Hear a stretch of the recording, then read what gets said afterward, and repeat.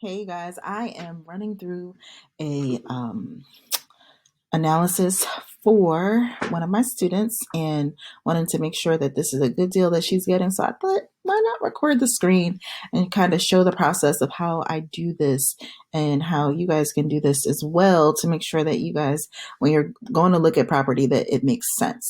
So she's going to go purchase the property for 30,000.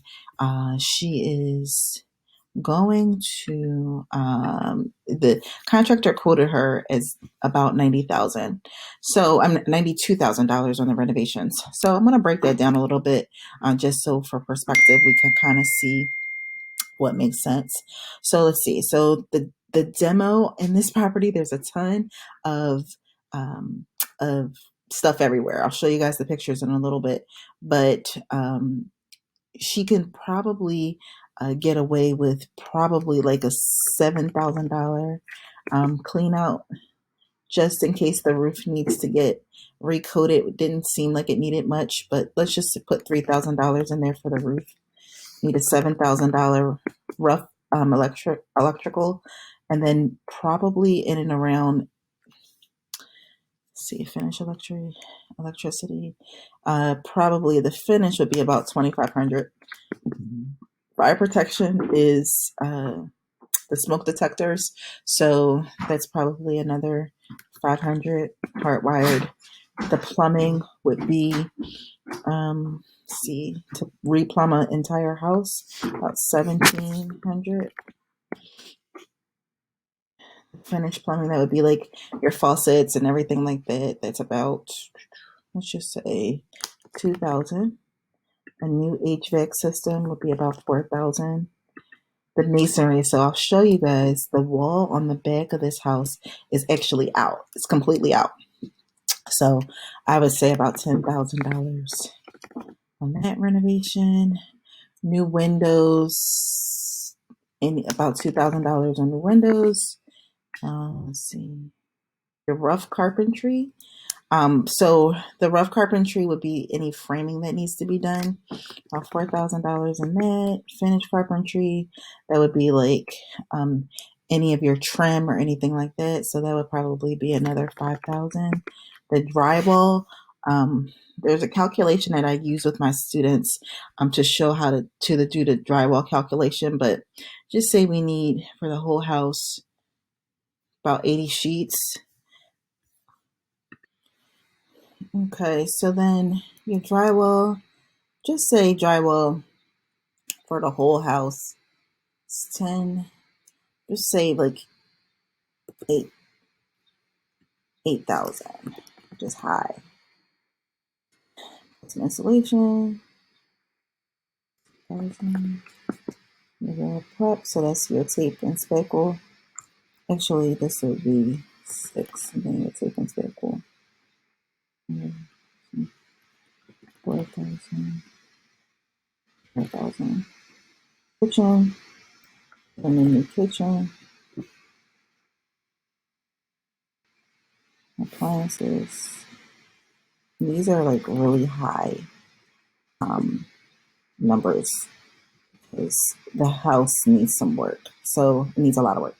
Another 5,000 for the bathroom. Actually, they're going to do 2 bathrooms, so we'll do 7,500. Cleaning,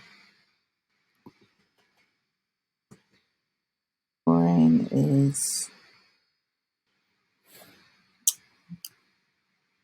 so flooring is probably, see, $1.25 a square.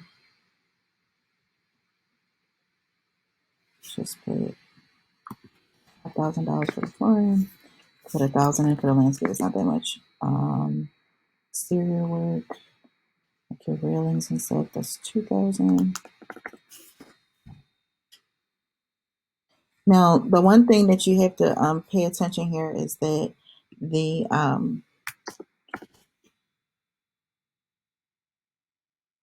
this estimate includes a contingency. So the the contractor gave us a estimate of 92,000, but didn't add in a contingency, of course, because that's on our end. So 92,101, 660. So still $9,000 in here. He's going to finish the basement, so that would include waterproofing it, which would be like another $5,000, and probably some of the finish of this. So it's a pretty extensive project. Her total cost for acquisition and construction is 145, 428. So this is what it looks like for buy and hold. You got all of your numbers entered in here. We estimated the after repair value to be 195. Actually, she's gonna actually buy and hold this one, and probably rent it out Section 8. Section 8 in that area would probably get her 1250 for a 3-bedroom, and she would probably cash flow after everything about $203. And then on a permanent loan, she would cash flow more, based on what her, based on her cost. Now, this is putting a management fee in it because it's a house. She really won't have much on, the side of maintenance or anything like that. But let's see. I use PropStream because I like the way that they break this down. Let's just look at the details of this property. And see, the property takes on this is, it says $150, but I think it's $400 a year. So just put 400.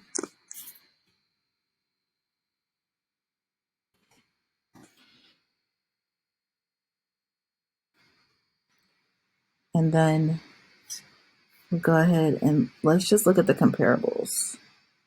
And how we break this down is you want to look at things that were actually on both public record and on the MLS, which is like the realtor system. And you want to look at the comparables. So looking at the comparables here, you have a couple that went in that 192 range. There's one listed at the corner of the block for 195. So 192 is really where she's at. So let's just make this adjustment here.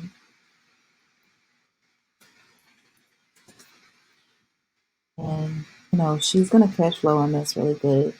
Let me show you guys the pictures of it. So this is some video. Of course, they're like trying to figure this out. Is it away? I really want to see what that big wall is talking about. So unfortunately, try to step on that stuff. Is going through the so we are. So as you can see the entire outside of the property. Oh, okay, I see it now. You can see outside. So we are taking a look. I got my student with me. I got the owner. Let's see if I can pull it. This is upstairs in some of the bedrooms. So as you can see, it's going to take a lot of clean out. A ton of clean out. But we can go ahead. We can get this done. And this is the bathroom. So once you actually get all of the stuff out, I feel like it'll be a better deal. You'll feel like it's not as overwhelming. But, it does have needs some work. But I'm so proud of Shaquilla. She's really stuck in there to get a property. So I think that this is really going to be able to net her a lot, and really be able to get her to cash flow and get a project done. See, it needs the outside work. Even some stuff on that porch roof. And, the comp supported, and that's always a plus. I like I said, I like PropStream just because it's just easy to use and you're not trying to reinvent the wheel here. And it's very user friendly, outside of somebody that, that just wants to go ahead and do some searches. So if you guys have any questions, hit me up. I am for sure open. I think that this will be a good deal. And, the cohort is open now. So let me know if you're interested. Talk to you soon.